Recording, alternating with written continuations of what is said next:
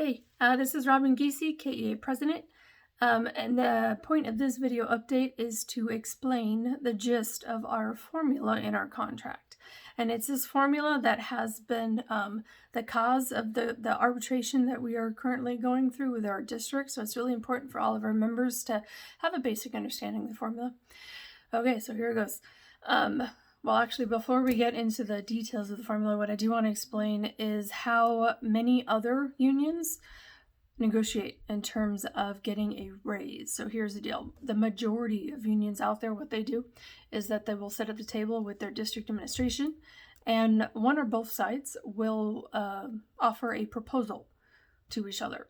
So, for example, the teachers in the district sit down on the table, and the teachers will make an offer of, let's just say, a 3% raise, and they offer that to the district, and the district at that point would have a choice to say yes or no.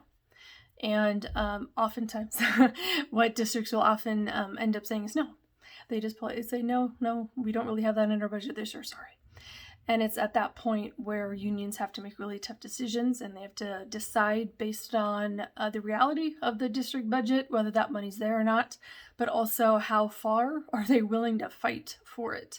And it's usually that fight, the last step of this fight, if no progress is made, is strike. And that's what we see a lot of the times on the news when teacher unions across the country strike. It's usually based on some kind of financial disagreement between the two sides, and that the district was not caving. And that's when the power of the union comes into play in terms of number of members and striking, and that's what it takes to be able to push that kind of negotiating through. It takes a lot of strength, it takes a lot of organization, it takes a very active union.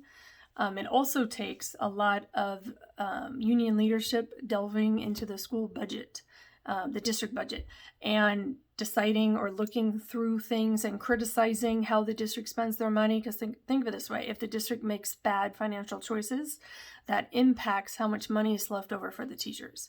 So if the district is making bad financial choices and they're overspending on certain building projects, or they're putting money in places that they don't need to put money, then that means that there truly is no more money left for the teachers. So it's really important at that point for unions to be very active in the district budgeting process, attending board meetings, analyzing every dollar that they spend.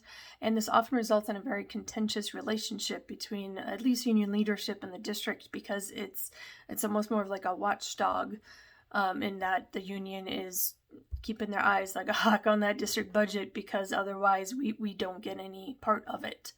So opposed to that, like the opposite way of negotiating, is the way that we are currently negotiating. This is not really super unique. There are other unions out there that do it, but the majority of them are doing what I had just explained. So what our method of negotiating is that we have a formula in our contract. It's actually on page 6.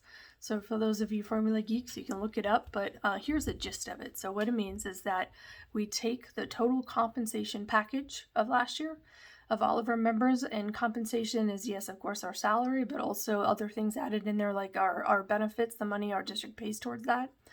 There's some other things, but it's the total compensation for all of our members, and then they divide it by the total compensation of our membership this year, and that would result in a decimal point. And then they take that decimal point number and they multiply it by the total new and ongoing money that our district receives.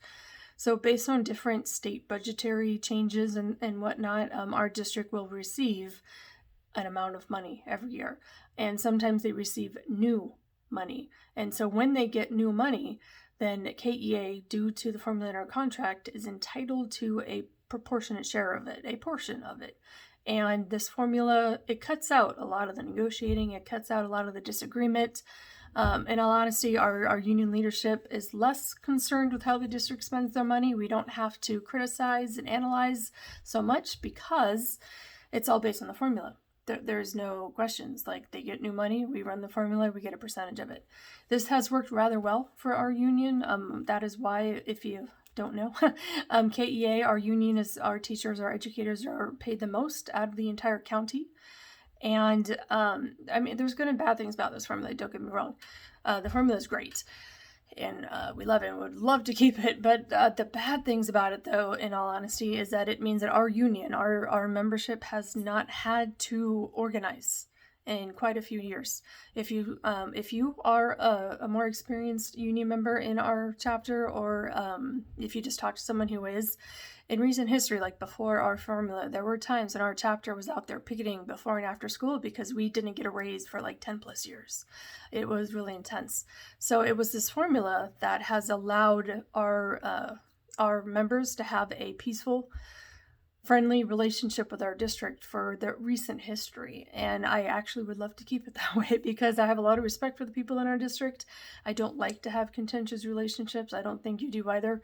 So it's, again, there's pros and cons. Like the pros of the traditional way of bargaining with the proposals and whatnot is that it really requires the membership to be engaged, to be active, and that's good.